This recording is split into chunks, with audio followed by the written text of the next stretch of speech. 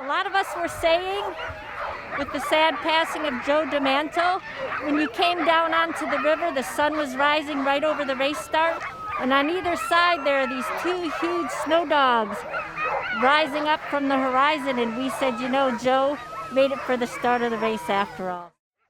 The Bogus 150 weekend started Friday with a procession honoring the late Joe DeManto Jr., who recently died from complications related to COVID-19.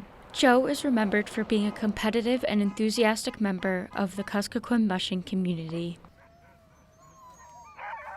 The Bogus Creek 150 is usually held the same weekend as the Kuskokwim 300, but this year it was a standalone event as part of the COVID-19 mitigation plan.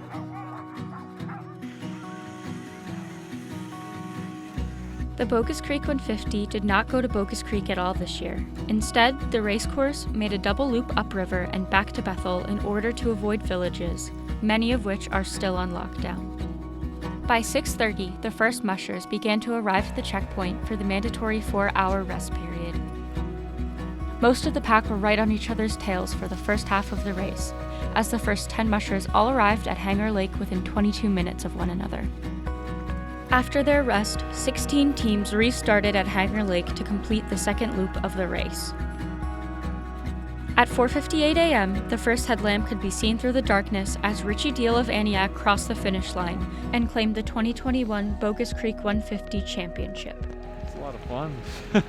It's, you know, a lot less sleep deprivation and go a little faster. And it was a blast, you know, and to be around some of these other guys that were never, other mushers, stuff that were never around too. It's, you know, that was very cool.